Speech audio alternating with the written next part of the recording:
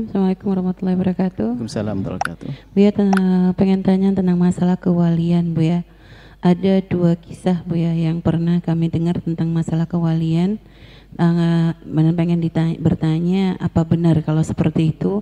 Satu kisah tentang seorang yang bernama Syekh Bajal Haban itu Bu ya. Dikatakan beliau menjadi wali itu karena kesabarannya menghadapi kezaliman istrinya. Hanya katanya istrinya juga wali. Waktu kami tanya, kok bisa wali dolim sama suami? Katanya kedoliman istrinya itu untuk mengeluarkan kewaliannya Syekh Bajal Haban. Nah terus yang kedua kisah tentang Syekh Abdullah Al-Haddad. Dikatakan beliau pernah ada seorang yang subhanallah bermaksiat, ahli maksiat, tiba-tiba sampai beliau tuh orang tersebut mendapatkan hidayah dan melalui berkat Syekh Abdullah Al-Haddad, dan sampai akhirnya si ahli maksiat tadi benar-benar menjadi murid yang sangat mencintai Syekh Abdullah Al-Haddad. Sampai suatu hari ternyata si murid ini meninggal Bu ya, dan Syekh Abdullah mengantar sampai di atas kuburannya.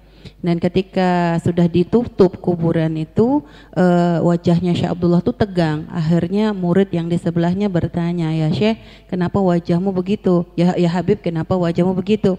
Kata Habib Abdullah, aku diperlihatkan oleh Allah bahwasanya muridku ini yang di dalam ini didatangi oleh malaikat. Ketika ditanya, man rabbuka? Si murid itu mengatakan Abdullah Al-Haddad. Sehingga sampai malaikat itu akan memukul muridnya tadi, tiba-tiba ada suara yang mengatakan jangan dipukul karena sudah diampuni, karena dia telah menyebut kekasih Allah Syekh Abdullah Al-Haddad. Nah ini kata ditulis dalam kitab, cuma kita nggak tahu, cuma kami mendengar di majelis Bu ya. Nah kalau kisah-kisah seperti ini gimana Bu ya, apa benar atau enggak Bu ya? Terima kasih. Pertama tentang kisah Syekh yang istrinya zalim lalu dia menjadi wali, lalu istrinya ternyata wali juga. Bagaimana seorang istri yang zalim nggak bisa jadi wali? Dikatakan bahwa istrinya adalah seorang wali yang mengeluarkan kewaliannya seorang suami. Kisah itu tidak mustahil dan benar. Cuman siapa yang bilang kalau dirimu seorang istri yang wali? Lalu mau berbuat zalim kepada suamimu? Siapa dirimu itu? Murabbiyah misalnya. Apakah anda seorang wanita yang sudah makom wali lalu mendidik suaminya? Itu karena irama pendidikan bisa jadi sah. Seorang murid, seorang guru mendidik muridnya dengan seolah berbuat zalim. Muridnya suruh begini karena sudah sampai makom wali sang guru. Sehingga istri muridnya disuruh begini rupanya dalam irama tarbiyah untuk diangkat derajatnya, untuk dipangkas kesombongan. Bisa jadi, tapi itu kan wali. Jangan semua perempuan mengatakan saya berbuat zalim kepada suamiku biar suamiku jadi wali. Suamimu jadi wali, kau jadi setan. Enggak mustahil itu benar, berita begitu enggak mustahil. Karena apa? Sudah makomnya tinggi seorang wanita tersebut. Mungkin dia seorang waliyah melihat suaminya seorang alim tapi kurang sesuatu, dididik dengan begitu. Ternyata sang suami masuk dalam tarbiyahnya seorang istri, karena bisa saja syekhnya adalah istrinya. Syekhnya adalah istrinya, bisa jadi. Itu mungkin seperti itu. Tapi nggak boleh setelah itu orang mengatakan saya akan jadi istri seperti itulah, suamiku akan aku jadikan wali. Wahai suamiku, aku akan zalim kepadamu setiap hari agar kau jadi wali. Iya, suamimu akan jadi wali, kamu jadi iblis. Baik, adapun kisah yang kedua, ada orang di alam barzah. Di alam barzah ditanya oleh malaikat, ini dinukil dinisbat kepada Imam Haddad. Di alam barzah ditanya malaikat, kemudian mengatakan, menyebut nama Habib Abdullah Haddad lalu tidak disiksa lagi. Maka kami sampaikan bahwasanya Imam Haddad orang besar, ahli syariat. Kalau kita lihat buku beliau, maka buku beliau adalah buku yang penuh dengan keistiqomahan dengan syariat. Maka riwayat begitu jangan diceritakan. Pertama, mungkin bohong dinisbatkan kepada Imam Haddad. Imam Haddad ahli syariat. Pertanyaan di dalam alam barzah sudah sangat jelas. Sangat jelas. Kita kan ada aturan akidah. Imam Haddad orang besar. Kalau ada orang menukil cerita-cerita Imam Haddad, jangan gampang dipercaya. Sekarang kan banyak cerita-cerita palsu dinisbatkan kepada para wali, bahkan bukan para wali, kepada Nabi. Hadis-hadis palsu ada kok, apalagi pada para wali. Kita tahu Imam Haddad dalam kitab Risalatul Mu'anahnya, kitab-kitab Imam Haddad yang banyak yang tersebar, itu adalah sangat syar'i. Anda sebagai ustadz ya jangan memilih dong cerita begini. Jangan memilih cerita begini. Di dalam pertanyaan di alam barzah itu adalah pertama adalah mungkin bohong, bukan dinukil dari Imam Haddad. Mungkin ada penulis pecintanya atau mendengar suara berita lalu kemudian ditulis. Nah kita ini sebagai orang yang belajar ada akidah, punya pegangan dong. Pertanyaan jelas, man rabbuk? Allah rabbi. Nggak boleh man rabbuk punya Imam Haddad. Ya haram, nggak ada pertanyaan. Jawaban apa ini? Nggak ada, tidak mungkin. Jadi itu pertama adalah mungkin nisbat yang salah, bukan disampaikan kepada Imam Haddad. Kami lihat, karena Imam Haddad kita tahu beliau adalah sangat syar'i.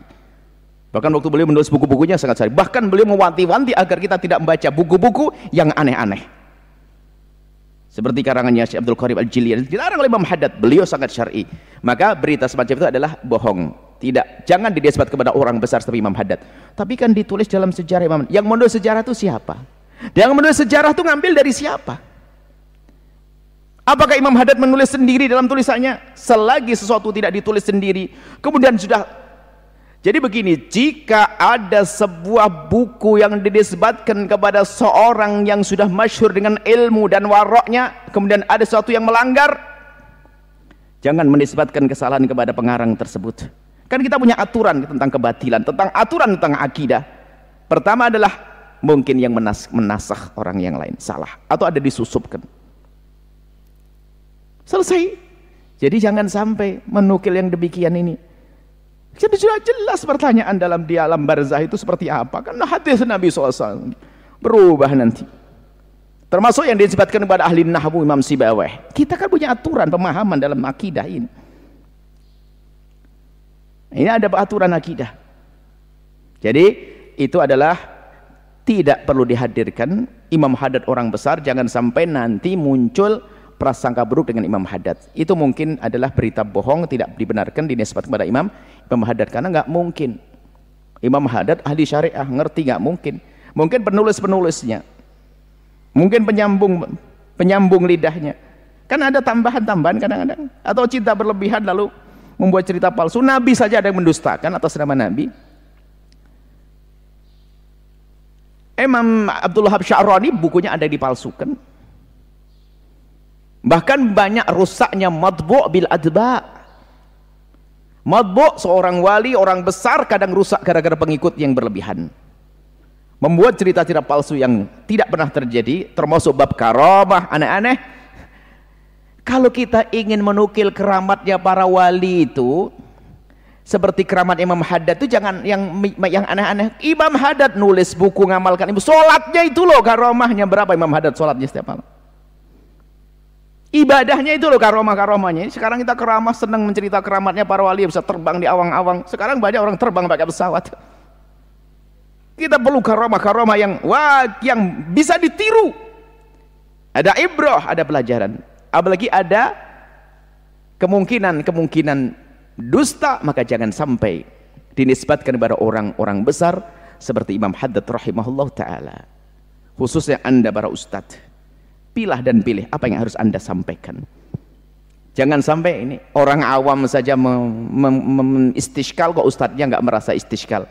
Orang awam saja ada ganjal kok dengan hal demikian, bagaimana Anda seorang ustadz tidak ganjal permasalahan ini? Kan aneh. Kan begitu. Karena apa? Pertanyaan jelas. Allahu Rabbi, Muhammad Nabi, dan seterusnya. Itu adalah pertanyaan malaikat mungkar dan nakir di alam barzah. Semoga Allah menjaga lisan kita. Kalaupun itu bagaimana? Oh, ini benar nisbatnya kepada Imam Haddad. Kalau seandainya benar nisbat kepada Imam Haddad, nisbatnya kepada Imam Haddad, mungkin ada kalimat yang belum selesai. Kalau nisbatnya kepada Imam Haddad, ya ini kalau nisbat. Kalau benar bagaimana? Justru kami yakin tidak akan benar dinisbatkan kepada Imam Haddad rahimahullah ta'ala. Nggak bisa ditakwili bagaimana lagi. Wong sudah jelas kok dari Nabi SAW akan ditanya Nabi, nggak ada yang mengalahkan Nabi, setelah itu selesai.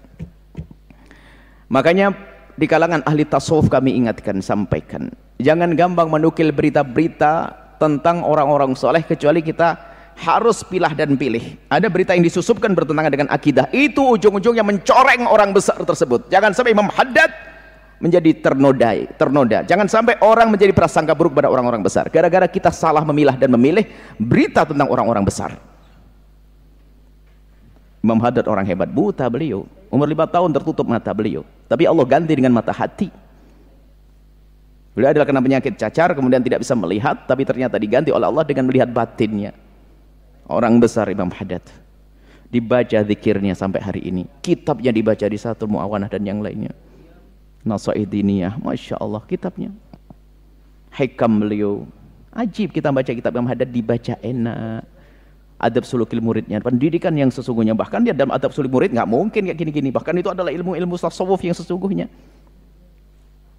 Jaga ulama ahli tasawuf dengan cara berhati-hati di saat kita menukil dari beliau-beliau. Jangan asal nukil, wahai para ustadz.